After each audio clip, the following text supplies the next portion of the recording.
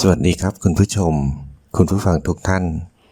ที่ติดตามชมช่องธรรมะธรรมดาในคลิปนี้เราจะมาฟังพระธรรมเทศนาของ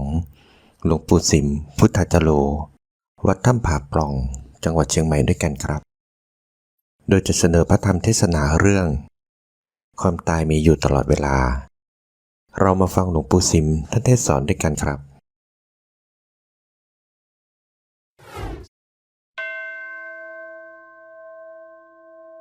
นะโมตัสสะภะคะวะโตอะระหะโตสัมมาสัมพุทธัสสะนะโมตัสสะภะคะวะโตอะระหะโตสัมมาสัมพุทธัสสะนะโมตัสสะภะคะวะโตอะระหะโตสัมมาสัมพุทธัสสะขอนอบน้อมแด่พระผู้มีพระภาคอรหันตสัมมาสัมพุทธเจ้าพระองค์นั้น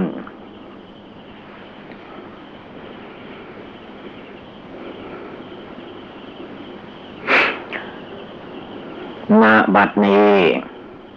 ได้เวลาฟังธรรมเพื่อการปฏิบัติบูชาและถึงเวลานั่งสมาธิภาวนานั่งกรรมฐานนั่งวิปัสสนาการนั่งสมาธินี้ให้พากันนั่งขัดสมาธิการนั่งขัดสมาธินั้นเป็นของง่ายไม่ยากให้เอาขาซ้ายขึ้นมาทับขาขวาก่อนแล้วก็เอาขาขวาขึ้นมาทับขาซ้ายเอามือข้างขวาวางทับมือข้างซ้ายตั้งกายให้เที่ยงตรงหลับตาไม่ต้องดูอะไรในเวลานี้ดูใจของเราอย่างเดียวภาวนาพุทโธพุทโธทุกลมหายใจเข้าออกถ้าว่าผู้ใดนึกภาวนาพุทโธใจมันยังคิดไปมาในที่ต่างๆก็ให้นึกภาวนามรณกรรมฐานมรณังเมภวิสสติให้นึกถึงความตายที่จะมาถึงตนทุกลมหายใจเข้าทุกลมหายใจออกมรณะมรณังก็คือความตายเมก็คือเราทุกคนหมายถึงตัวเราทุกคนเกิดมาอย่างนี้แล้วต้องตายเอาความตายมาตัดถ้าผู้ใดเจริญจนถึงมรณะกรรมฐานแล้วอะไรเลิกได้หมดละได้หมดเพราะว่าความตายนั้นเมื่อมาถึงบุคคลผู้ใดบุคคลผู้นั้นจะละทิ้งสิ่งทั้งหลายหมดเอาอะไรไปไม่ได้ไม่ว่าพระภิกษุสามเณรอุบาสกอุบาสิกาถ้าหากว่านึกมรณะภัยกรรมฐานนี้ได้จิตมันจะถอนได้หมด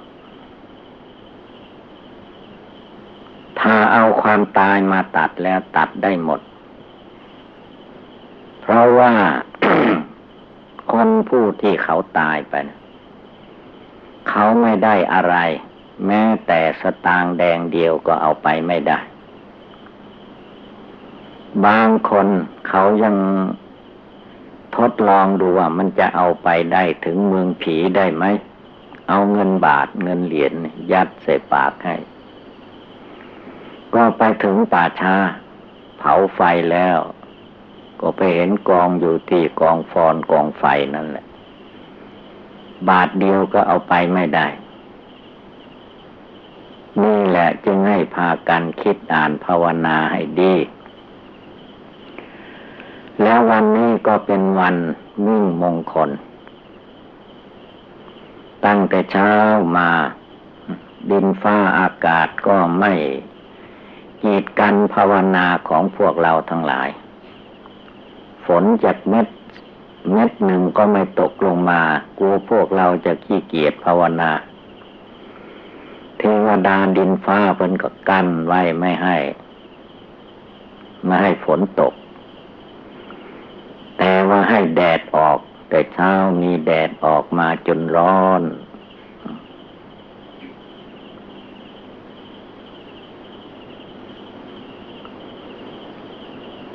แสดงว่าออกพรรษามหาปวารณาปีนี้มีมิ่งมงคลหลายอย่างหลายประการโดยเฉพาะพระอาทิตย์ในวันวานนี้เวลาเที่ยงวันขึ้น14 ค่ำโบราณเขาว่าพระอาทิตย์ทรงกฎพระอาทิตย์ทรงกฎนี้ต้องมีอย่างใดอย่างหนึ่งดีบางคนไม่เคยเห็นคำว่าพระอาทิตย์ทรงกฎมันเหมือนเอากรดเอาอะไรไปกั้งรอบดวงอาทิตย์ถ้ามองไปก็เหมือนกับว่าพระอาทิตย์กั้นล่มสีแสงก็คล้ายๆกันกับลุ่งกินน้ำอันนี้เพิ่นว่าพระอาทิตย์ทรงกฎพระอาทิตย์ทรงกฎนี้ก็เป็นนิมิตหมายอันหนึ่งคนโบราณเขานับถือ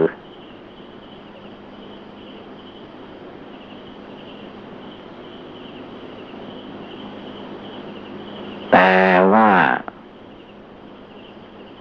แสดงความเย็นมากคือฝนตกพรรษานี้เวลาออกพรรษาฝนตกแรงด้วยถ้าสังเกตวันฝนตกวันใกล้จะออกพรรษานี่เรียกว่าตกแรงที่สุดจนกระทั่งว่าทางน้ำไหลเปลี่ยนเป็นทางใหม่ไหลทุกขี้ทรายจนน้ำไหลลงมาที่ยอดน้ำเพื่อมาใช้นี่ไม่ได้ไปปิดใหม่แสดงว่าฝนตกแรงมากเท่าไรก็แสดงความเยือกเย็นมากเท่านั้นดีกว่าความร้อนความเย็นนั้นมันดีกว่าความร้อนความเย็นฝนตกเป็นมงคลแต่ว่าไปตกในกรุงเทพมหานครเขาว่าไม่เป็นมงคลเพราะเขาขี่รถเขาเคยมีแต่ความสุขความทุกข์เขาไม่ได้พบปะเหมือนชาวบ้านนอกบ้านนาพอไปโดนน้ำเข้าก็เอาแล้วเป็นทุกข์ไปทางไหนเขาก็ขี่รถเบนซ์รถอะไรสะดวกสบายทีนี้มันพอน้ำท่วมมาแล้วขี่บ่ได้รถน้อยขี่บ่ได้ต้องขี่ได้แต่รถทหารรถล้อใหญ่ๆรถประจำทางจึงไปได้รถเล็กรถน้อยรถนั่งนี่ขี่ไปจมน้ำบ่ได้ตายเป็นแถวในถนนหนทางน้ำท่วมแต่ยังทำปล่องน้ำท่วมไม่ได้มันเป็นปล่องพอฝนตกมามันไหลไปเลยลอดปล่องไปท่วมไม่ได้ดังนั้นคืนนี้วันนี้ให้เราทุกคนตั้งใจให้เต็มที่อย่ามีความย่อหย่อนท้อถอยผู้ใดองค์ใดพระเนนองค์ใดที่คิดว่าจะศึกษาลาเพศก็ให้ยั้งไว้ก่อนผู้เตรียมจะศึกเร็วจนไม่โกนผมก็ให้เตรียมไว้ก่อนภาวนาเสียก่อนการศึกษาลาเพศเป็นเรื่องเล็กไม่ใช่เรื่องใหญ่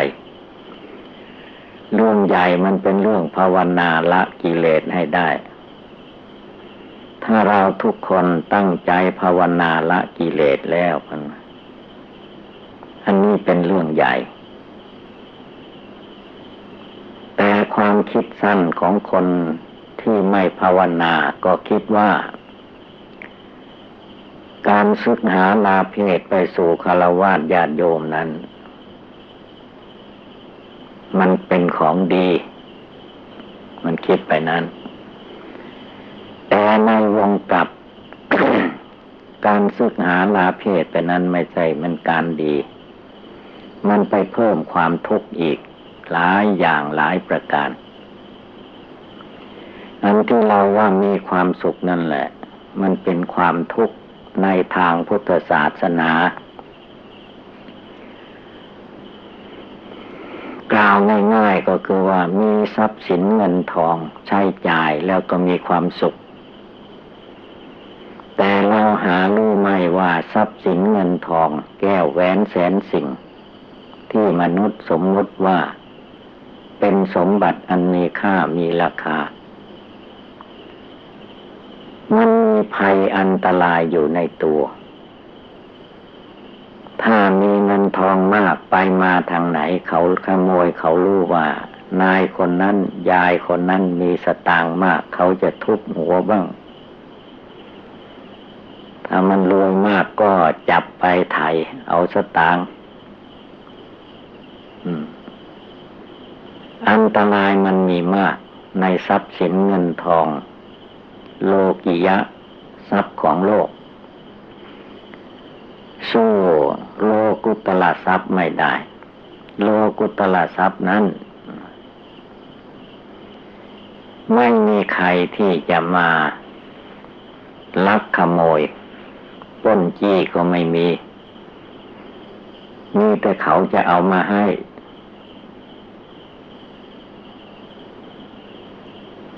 โลกุตละทรัพย์มีแต่ผู้จะมาให้โลกีนั่นเป็นว่ามีแต่ผู้จะมาแย่งนักเข้าก็ฆ่าตัวตายดังนั้นผู้ที่คิดว่าจะศึกหาลาเพศไม่ต้องการละกิเลสก็ให้หยุดเสียตั้งใจภาวนาไม่ให้จิตพลั้งเผลอง่วงเหงาหาวนอนตั้งแต่นี้ไปจนสว่างก็อาจสามารถจะตัดอารมณ์นี้ได้เด็ดขาดในใจของตัวเองเพราะอะไรก็เพราะว่าพระพุทธเจ้าพระอริยสงฆ์สาวกเจ้าทั้งหลายในครั้งพุทธกาลท่านตัดท่านละให้เราท่านทั้งหลายเห็นว่าพระพุทธเจ้านั้นถ้าจะว่าถึงเป็นผู้มีสมบัติโลกิยะสมบัติก็ไม่ผิดตำแหน่งหน้าที่ของพระพุทธเจ้าถ้าอยู่ในบ้านในเรือนก็จะได้เป็นเท้าพญามหากษัตริย์เป็นถึงพระเจ้าจักรพรรดิราธิราชครอบครองมหาสมุทรทั้งสี่ในโลกที่เราไปมาหาสู่กันนี้ได้แต่พระองค์ก็เห็นว่าเป็นเรื่องเล็กสู้ออกบรรพชาภาวนาละกิเลสให้ได้ตรัสรู้เป็นพระพุทธเจ้าจะได้ลื้อขนมนุษย์ผู้มีอุปนิสัยวาสนาบารมีให้ไปถึงฝั่งคือนิพพานสอนเทวดาอินพรหมทั้งหลายให้ไปสู่พระนิพพานพระองค์ก็เป็นผู้เสด็จเดินหน้าไปก่อนก็สมความมุ่งมา่ปรารถนาพระองค์ก็ได้ตรัสรู้เป็นพระพุทธเจ้าเดินหน้ากว่ามนุษย์และเทวดาพระองค์ไปถึงนิพพานก่อนใครๆที่ว่าตรัสรู้พระองค์ละความโกรธความโลภความหลงได้หมดสิ้นละกิเลสราคะโทสะโมหะได้หมดพร้อมทางวาสนาอาจินกิริยากายวาจาอันใดก็พระองค์เลิกได้ละได้ผลที่สุดพระองค์ก็มีความสุข กายสบายใจไม่เดือดเนื้อร้อนใจด้วยเหตุการณ์ใดๆเมื่อตรัสรู้แล้วอยู่ในโลกเหล่านี้45 ปี45 พรรษานั้นก็พอดีอายุพรรษาของพระองค์ก็ได้80 ปีบริบูรณ์ในวันวิสาขบูชาเดือน6 เพ็ญ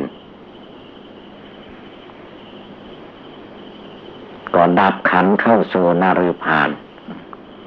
อันนฤพานเมืองนิพพานนั้นความจริงก็คือว่าผู้ใดไปถึงจึงจะรู้ว่านิพพานถ้ายังไปไม่ถึงยังละกิเลสไม่ได้ก็ได้แค่นิพพานสมมุตินิพพานบัญญัตินิพพานพูดกันไปเท่านั้นนิพพานจริงๆนั้นไม่ใช่ที่เราพูดฟังกันต้องปฏิบัติภาวนาให้ดีทำใจให้สงบตั้งมั่นยังจิตใจให้เกิดปัญญาวิชาความรู้ความเฉลียวฉลาดสามารถอาจารไม่หลงไหลไปตามโลกไม่หลงไหลไปตามรูปเสียงกลิ่นรสโผฏฐัพพะธรรมารมณ์จึงจะไปสู่เมืองนิพพานได้ทำไมอย่างนั้นก็อยู่ในโลกนี่แหละทุกข์ยากลำบากรำคาญวุ่นวายภายนอกจิตใจไม่สงบระงับเป็นทุกข์ในโลกทุกขังโลเกเป็นทุกข์ในโลกฉะนั้นให้ภาวนาทำจิตทำใจในคืนนี้ให้มันเด็ดขาดลงไปกิเลสนี้ที่มันรุนแรงพาให้คนเราโกรธโลภหลงอวิชชาตัณหาวุ่นวายอยู่นี่เพราะว่าเราไม่ได้ตั้งใจภาวนาจริงๆถ้าเราทุกคนตั้งใจขึ้นมาไม่ว่าเป็นหญิงเป็นชายเด็กหนุ่มแก่นักบวชนักบ้านมันถึงพระนิพพานได้ดูในครั้งพุทธกาลเด็กอายุ7 ขวบท่านก็ภาวนาถึงนิพพานได้แก่จนกระทั่งจะไม่มีใครบวชให้แต่ท่านภาวนาท่านก็ถึงนิพพานได้เพราะว่าท่านตั้งใจแน่วแน่มั่นคงไม่หลงไหลท่านเรียนแบบพระพุทธเจ้าพระพุทธเจ้าพระองค์มีแบบแผนตำนานอยู่ดูเวลาพระองค์เสด็จไปภาวนาที่ล่มไม้โพนั้นพระองค์นั่งสมาธิภาวนาผินหลังให้ต้นไม้โพผินหน้าไปทางทิศตะวันออกแล้วพระองค์ก็นั่งขัดสมาธิเพชรดังที่ได้เตือนเราท่านทั้งหลายให้นั่งขัดสมาธิเพชรนี่แหละพระองค์เอาขาซ้ายขึ้นมาทับขาขวาเอาขาขวาขึ้นมาทับขาซ้ายเอามือขวาวางทับมือซ้ายพระองค์ตั้งสัตย์อธิษฐานลงไปว่าการนั่งสมาธิภาวนาครั้งนี้จะนั่งให้ได้ตรัสรู้พระอนุตตรสัมมาสัมโพธิญาณจริงๆ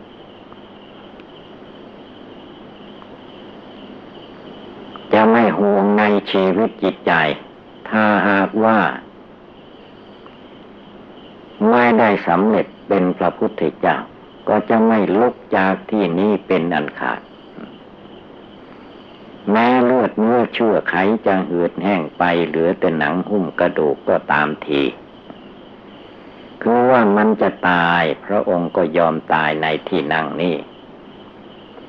ต่างหากว่าสู้กิเลสมารสังขารมารในใจไม่ไหวจะไม่ลุกไปมาเหมือนแต่ก่อนๆคือพระองค์เอาตายสู้ในวันคืนที่จะได้ตรัสรู้นั้นไม่ใช่เรื่องเล็กน้อยสละชีวิตหรือว่าเอาชีวิตแลกเอามรรคผลนิพพานมาเอาความตรัสรู้เป็นพระพุทธเจ้าคือมั่นพระทัยใจพระองค์ไม่ท้อถอยแล้ว ยอมตายหรือว่าตายดาบหน้าไม่กลับไปตายดาบหลัง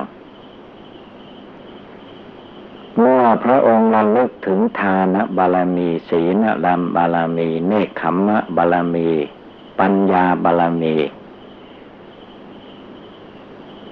วิริยะบารมีขันติบารมีสัจจะบารมีอธิษฐานบารมีเมตตาบารมีอุเบกขาบารมีพระองค์บำเพ็ญมาสี่อสงไขยแสนมหากัปอย่างต่ำอย่างกลางอย่างสูงพระองค์ทำได้ปฏิบัติตามบารมี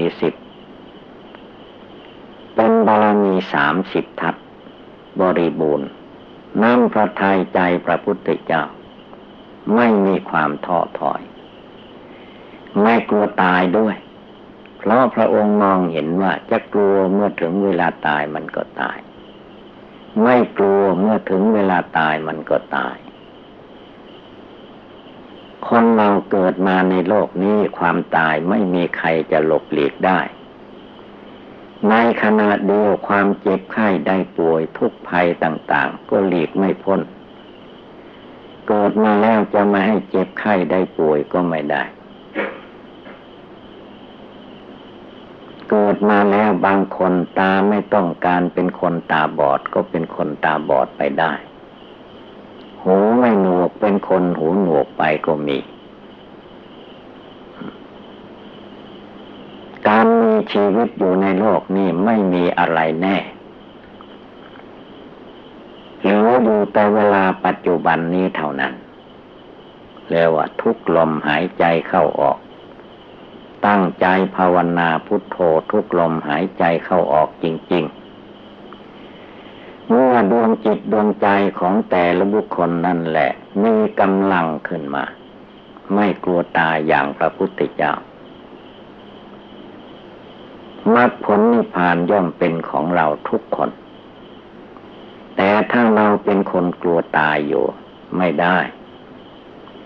เพราะมรรคผลนิพพานนั้นพระพุทธเจ้าเอาชีวิตแลกเอาแม้พระสาวกเจ้าทั้งหลายในครั้งพุทธกาลท่านก็เอาชีวิตแลก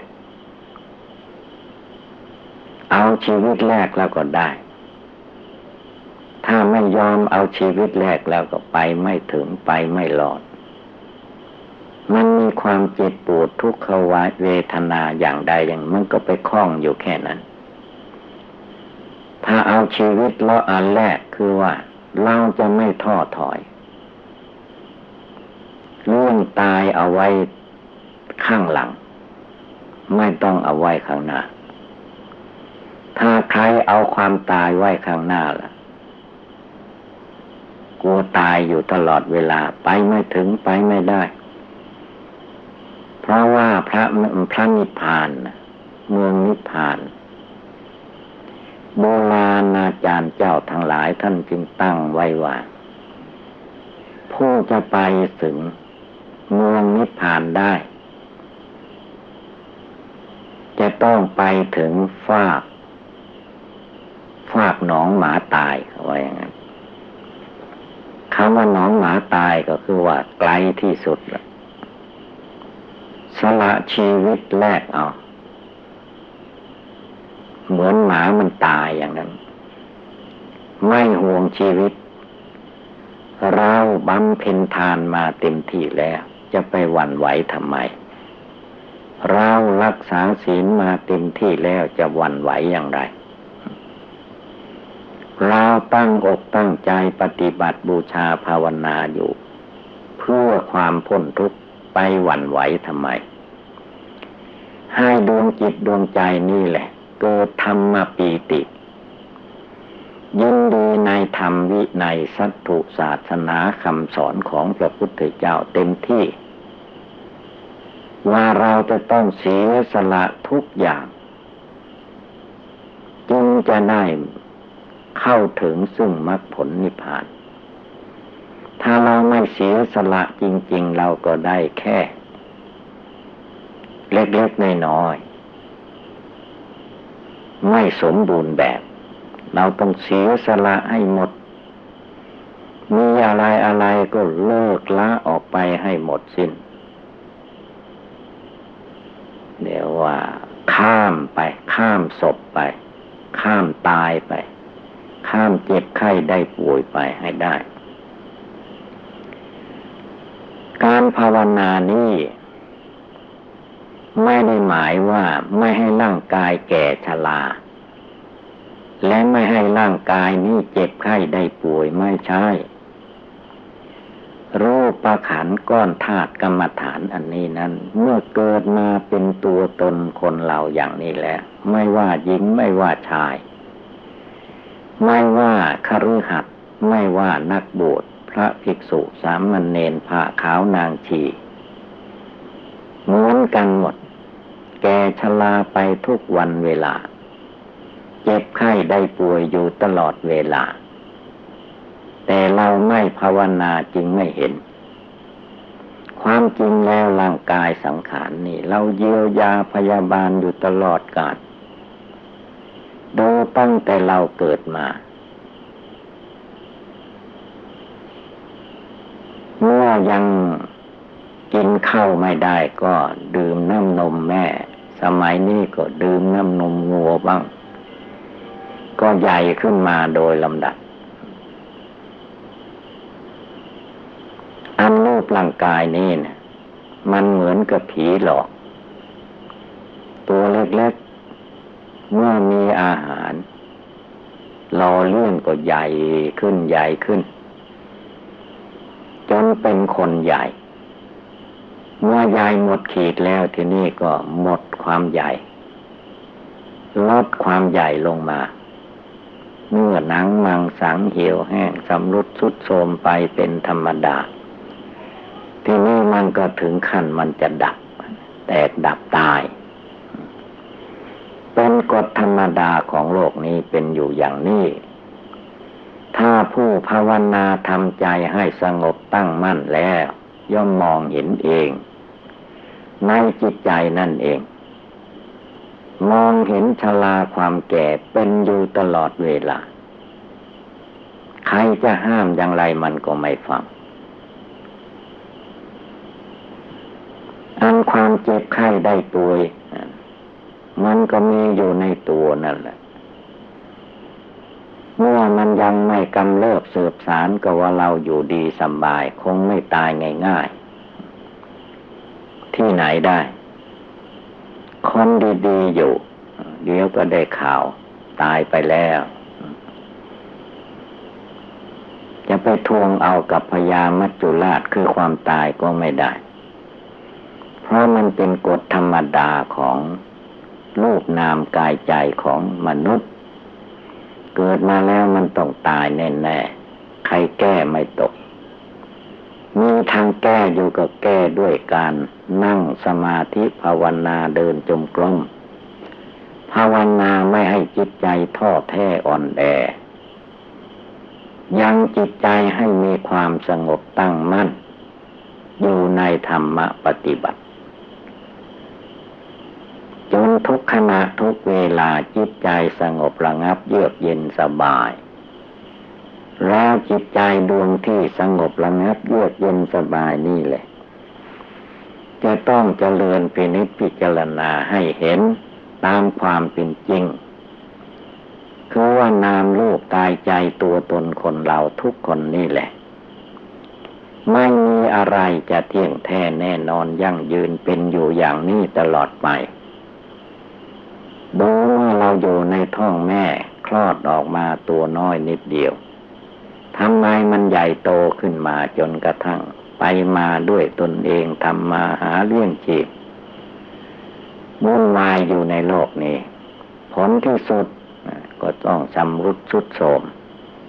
ถึงความแตกความตายเป็นธรรมดาของรูปร่างกายอันนี้เขาเป็นไปตามหน้าที่ของเขาอย่างนั้นเองจิตเราอย่าได้หวั่นไหวสั่นสะเทือนให้พากันตั้งอกตั้งใจปฏิบัติบูชาภาวนาละกิเลสในใจให้มันหมดสิ้นไปกิเลสความโกรธอย่ามายึดมาถือไว้เลิกละออกไปให้หมดสิ้น กิเลสความโลภโลภะจิตในใจละให้มันหมดสิ้นมันจะโลภไปถึงไหนโลภไปถึงวันตายเท่านั้นตายแล้วมันก็เอาอะไรไปได้บ้างไม่มีเนื้อก็กินไม่ได้หนังก็ปูนอนไม่ได้เนื้อไม่ได้กินหนังไม่ได้นั่งกระดูกแขนคอ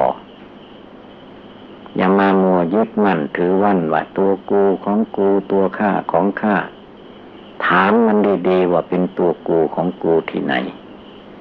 บอกได้ว่าฟังหรือว่าอย่าแก่ชราเลยข้าพเจ้าไม่ชอบมันก็แก่ชราไป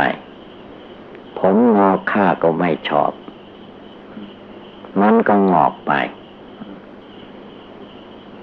จะย้อมให้มันดำมันก็ดำได้นิดหน่อยเดี๋ยวมันก็งอกขาวออกไปอย่างเก่าเลย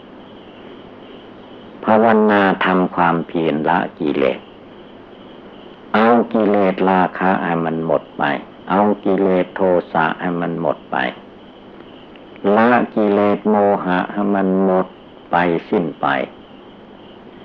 ให้ดวงจิตดวงใจใสสะอาดทั้งกลางวันกลางคืนยืนเดินนั่งนอนทุกอิริยาบถปรารภความเพียรภาวนาให้ได้ทุกลมหายใจเราเกิดมาแล้วความตายมันแขวนคอไว้ตายทุกลมหายใจเข้าตายทุกลมหายใจออกจิตโมหะเราจะมาลุ่มหลงมัวเมาหัวเราะร้องไห้อยู่นี่หรือไม่ดำเนินเดินไปสู่ความพ้นทุกข์ภายในวัฏสงสารจะมาติว่าโลกนี้มันเป็นทุกข์อย่างนั้นอย่างนี้ไม่ได้จิตเราหลงมาติดอยู่ในโลกไม่ใช่โลกมันมาติดเรามาติดโลกคือจิตนี่แหละคำว่าเกิด ไม่ได้หมายเพียงแต่ว่ารูปประขันร่างกายมันเกิดตัวเกิดจริงๆก็จิตฟุ้งซ่านรำคาญจิตยึดมั่นถือมั่นในรูปในเสียงในกลิ่นในรสในโผฏฐัพพะธรรมารมณ์จิตที่มีกิเลสราคะตัณหาจิตที่มีโลภะตัณหาจิตที่มีโทสะตัณหาจึงได้มาเกิดมาเป็นอยู่อย่างที่เป็นอยู่นี่มันก็เต็มไปด้วยทุกอย่างนี้แหละผู้ปฏิบัติธรรมโดยเฉพาะวันนี้คืนนี้เป็นวันสุดท้ายแห่งการอยู่จำพรรษาเป็นเวลาจะต้องละกิเลสความโกรธนะมันสุดท้ายไม่ต้องมาโกรธกันอีกไม่ต้องมาโลภอยากได้อะไรอีกไม่ต้องมาหลงกับคนสัตว์วัตถุธาตุทั้งหลายอีกหลงมาตั้งแต่อเนกชาตินับภพนับชาติไม่ถ้วนแล้วก็ยังจะหลงต่อไปอีกเป็นเช่นนี้นับว่าเป็นคนไม่มีปัญญาไม่ฟังธรรมคำสอนพระพุทธเจ้าให้ดีไม่นำไปไกล่กรองพิจารณาให้เข้าใจก็มาถือเอาแค่ความสุขความทุกข์อันบังเกิดมีขึ้นในรูปในนามนี้ไม่รู้ลึกซึ้งเข้าไปจนว่าตัวกิเลสในใจเนี่ยความไม่รู้จักความไม่รู้แจ้งความไม่รู้จริงจิตใจไม่สงบกิเลสมารขันธมารมันก็โกหกพกลมผูกมัดลัดลึงให้เราทุกคนติดอยู่ข้องอยู่ในโลกอันนี้มาสำคัญผิดคิดว่า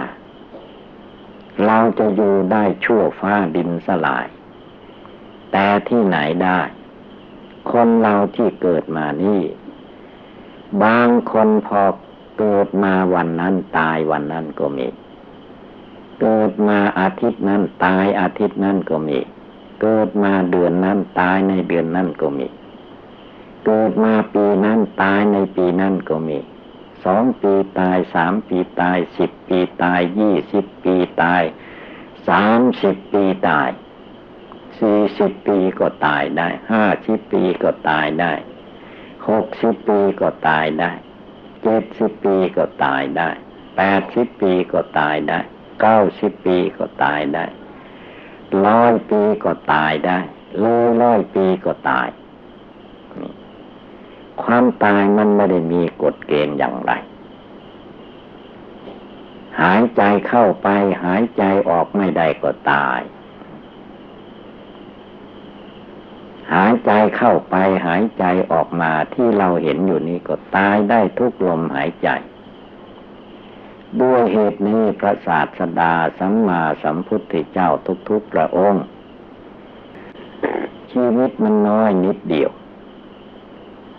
ดูให้ดีแค่ว่าลมหายใจที่สูดเข้าไปแล้วถ้าเกิดติดขัดลมหายใจไม่ออกใครอะไรจะเกิดขึ้นเราก็ตายถ้าลมหายใจออกไปแล้วสูดเข้ามาไม่ได้ก็ตายเวลาจะตายเราจะไปให้คนอื่นไปตายกับเราก็ไม่ได้เวลาเพื่อนมนุษย์เขาจะตายเราจะไปขอตายกับเขาก็ไม่ได้เพราะว่าชีวิตมันคนละชีวิตเมื่อยังไม่ได้เวลาตายก็ตายไม่ได้ถ้าได้เวลาตายแล้วตายไปเลยเอาอะไรไปไม่ได้ความห่วงความอะไร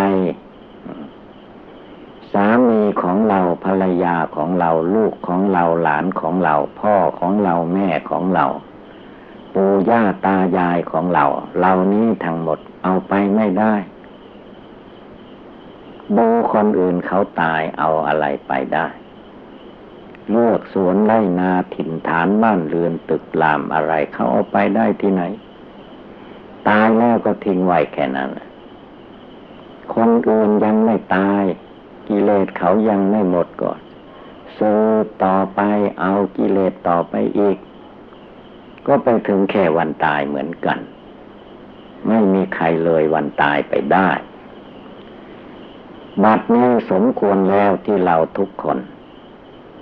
จะต้องตั้งอกตั้งใจปฏิบัติบูชาภาวนาเอาให้มันจริงเสียทีฆ่ากิเลสในใจของตนให้ตายฆ่ากิเลสราคะโทสะโมหะในจิตของตัวเองให้มันหมดไปสิ้นไปในคืนวันนี้อย่างมันกลัวตายอยู่ไม่ได้พระพุทธเจ้าไม่กลัวตายจึงได้ตรัสรู้เป็นพระพุทธเจ้าพระสงฆ์สาวกของพระพุทธเจ้าในครั้งพุทธกาลท่านไม่กลัวตายภาวนาจนเลิกละกิเลสราคะโทสะโมหะเอาจนหมดไปสิ้นไปท่านก็ไม่ตายเมื่อความตายมาถึงเข้าได้การเวลาก็ตายไปตามหน้าที่ของสังขารทั้งหลายท่านไม่กลัวท่านไม่สะทกสะท้านย่านกลัวต่อภัยอันตรายหรือว่าพระอริยสงฆ์สาวกเจ้าทั้งหลายท่านไม่หนีจะมีภัยอะไรบังเกิดมีขึ้นท่านก็ไม่วิ่งหนีไม่หนีเพราะอะไรก็กรรมเป็นของตัวถ้ามันจะถึงขั้นตายนั่งอยู่ดีๆก็ตายนอนอยู่ดีๆก็ตายกินอาหารอยู่ดีๆก็ตายพูดจาปราศัยได้อยู่ก็ตายความตายนั้นไม่มีใครจะไปแก้ได้คำว่าตายเขาหมายเพียงรูปร่างกายนั่นเองมันแตกมันตายตายไม่ได้เกี่ยวกับจิตจิตนี้เป็นของไม่ตายคือว่าจิตมันไม่มีตัวเป็นเหมือนอากาศเหมือนลมอย่างนั้นแหละแต่เมื่อมาอาศัยอยู่ในรูปร่างกายของมนุษย์ในโครงร่างนี้ก็พารูปร่างกายมนุษย์นี่แหละทำไปทำดีทำชั่วทำบุญทำบาปผลที่สุดรูปร่างกายมันมีขอบเขตมีเวลาแตกทำลายมันก็แตกไปทำลายไปแต่อย่าไปเข้าใจผิดคิดว่าจิตมันตายจิตมันไม่ได้ตายจิตมันเหมือนกับลมเหมือนกับอากาศใครจะไปทำให้จิตตายได้เอาดาบเอามีดพระฟันมันก็ไม่ตายเอาไฟเผามันก็ไม่เจ็บเอาลมพัดมันก็ไม่ไป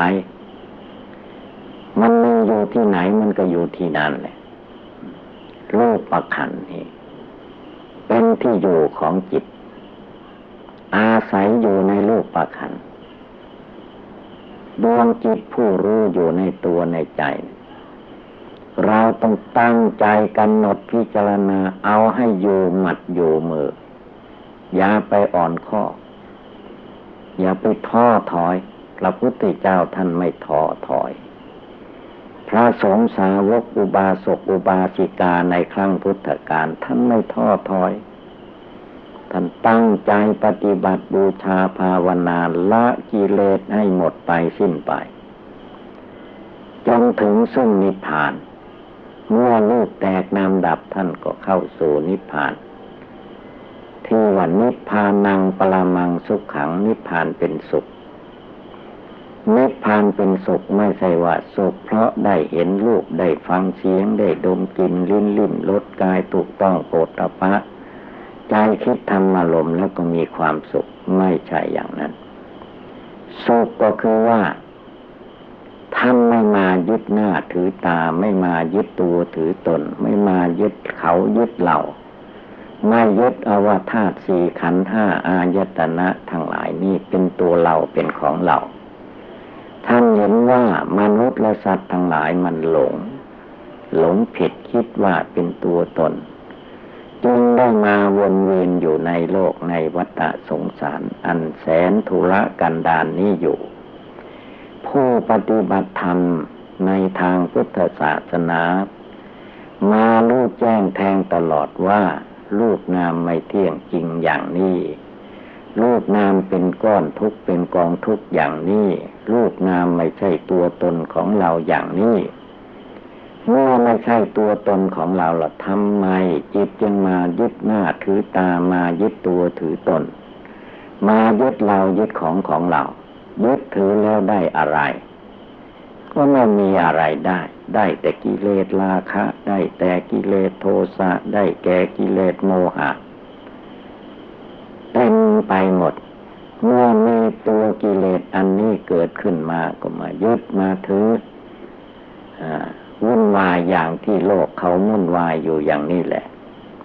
เราต้องภาวนาทำความเพียรละกิเลสในหัวใจของเราให้ได้ถ้าเราละกิเลสความโกรธไม่ได้อย่าไปถอยความเพียรตั้งใจลงไปภาวนาเรื่อยไปไม่ต้องท้อแท้อ่อนแอในหัวใจพระพุทธเจ้าพระองค์สั่งให้เราไม่ต้องท้อถอยตะลุยกิเลสราคะละกิเลสราคะให้หมดไปท่านให้ตะลุยกิเลสโทสะความโกรธความขัดเคืองความไม่พอใจต่างๆตะลุยเลิกละความโกรธนั้นให้หมดสิ้นไปไม่มายึดถือแค่ความโกรธไม่มายึดถือแค่ความโลภไม่มายึดถือแค่ความหลงท่านไม่หลงอีกต่อไปหลงมาแล้วก็แล้วไปหลงใหม่ไม่ต้องมาอีกไม่ต้องยึดเอาอีกท่านรู้แจ้งในจิตใจของท่านชื่อว่าเข้าถึงพระธรรมผู้ใดเห็นธรรมเห็นเราตถาคตธรรมะของพระองค์ที่พระองค์ทรงตรัสไว้สวากขาโตภควตาธัมโมธรรมอันพระผู้มีพระภาคเจ้าตรัสดีแล้วสันทิฏฐิโกต้องเห็นเองอากาลิโกเมื่อเห็นเองก็ไม่เลือกการไม่เลือกเวลาภาวนาเมื่อใดเวลาไหนละกิเลสได้ทุกเวลาฆ่ากิเลสให้ตายคายกิเลสได้ทุกเวลาเอหิปัสสิโกพระธรรมวินัยสัตถุศาสนาคำสอนของพระพุทธเจ้านั้นเป็นการชี้แจงแสดงให้รู้ด้วยตนเองว่าเอหิจงดูกองทุกข์กองภัยมีเต็มกายเต็มจิตเอหิจงดูปัสสิโกจงเห็นจงดูจงเห็นว่ามันทุกข์หรือมันสุข ถอนตัวทิฏฐิมานะอาสวะกิเลสให้หมดไปสิ้นไปด้วยปัญญาอันชอบด้วยมรรคผลนิพพานอันพระพุทธเจ้าทรงตรัสไปแล้วเราต้องทำให้ได้ทำให้ถึงอย่าไปท้อแท้อ่อนแอว่าทำไม่ได้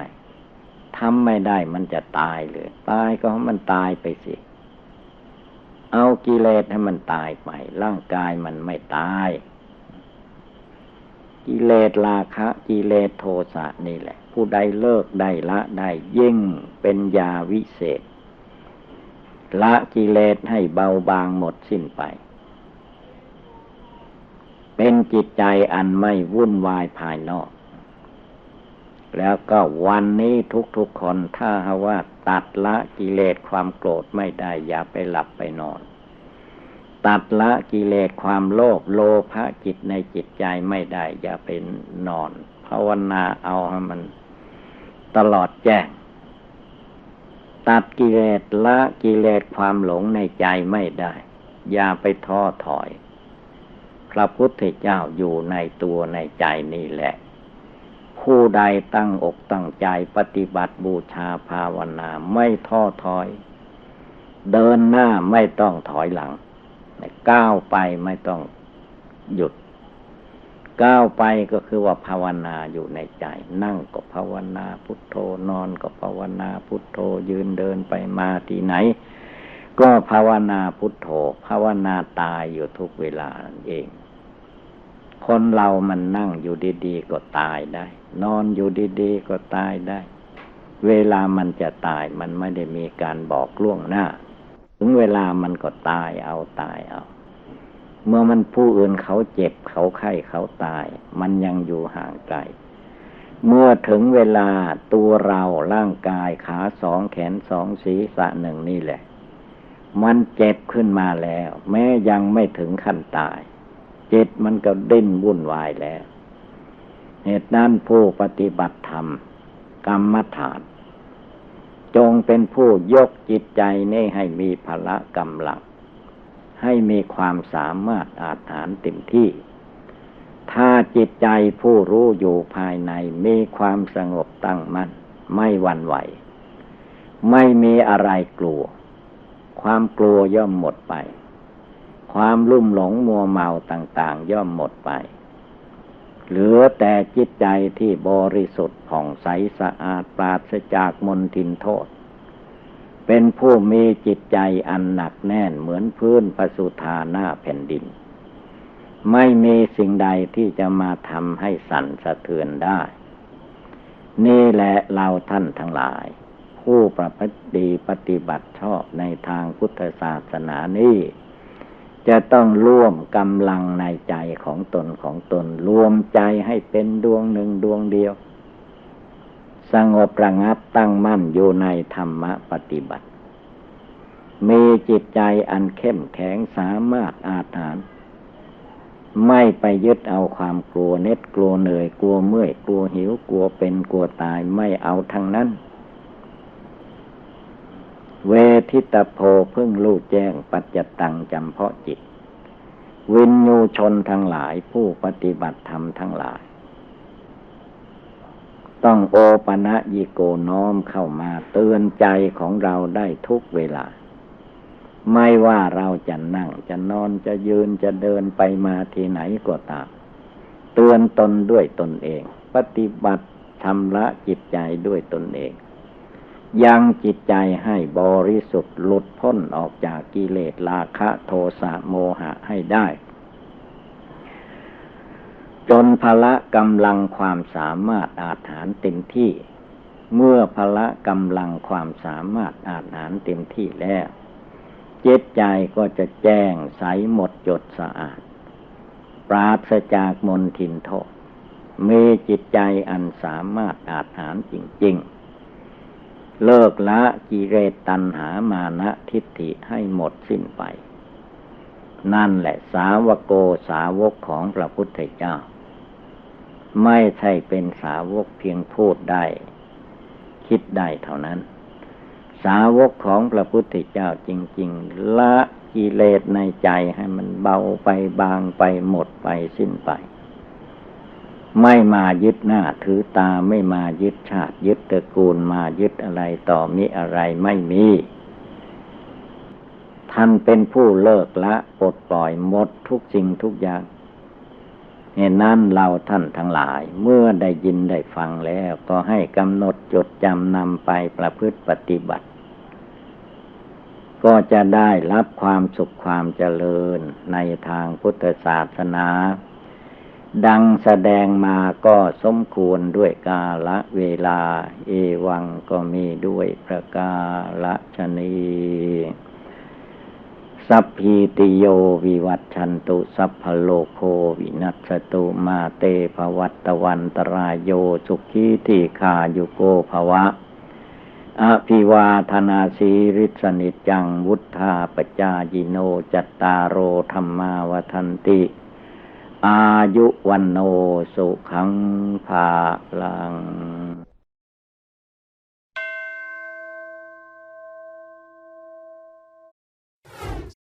ใจของคนเราทุกคนถ้าเจริญภาวนาไม่ทอดทุระภาวนาให้ได้ทุกลมหายใจเข้าออกเมื่อมีปัญหาอะไรเกิดขึ้นจิตของผู้ภาวนาก็สูงคำว่าสูงก็เหมือนกับเรือที่ลอยลำอยู่ในแม่น้ำลำคลองหรือที่มหาสมุทรสาครก็คือจิตมันอยู่เหนือน้ำจิตอยู่เหนืออารมณ์เหมือนเรืออยู่เหนือน้ำมันก็ไม่ทุกข์ไม่ร้อนจึงจำเป็นจะต้องฝึกตนเองให้มีความอดทนโอวาทธรรมหลวงปู่สิมพุทธาจโรขอขอบคุณทุกท่านที่ได้สนับสนุนช่อง YouTube ธรรมะธรรมดาด้วยครับทุกครั้งที่ท่านดูอย่าลืมช่วยกันกดไลค์กดแชร์เพื่อเป็นการทำให้คลิปธรรมะของเราได้มีการเผยแพร่ออกไปมากขึ้นและที่สำคัญอย่าลืมกดติดตามช่องธรรมะธรรมดาด้วยนะครับขออนุโมทนาบุญกับทุกท่านที่ร่วมรับฟังด้วยกันครับสาธุ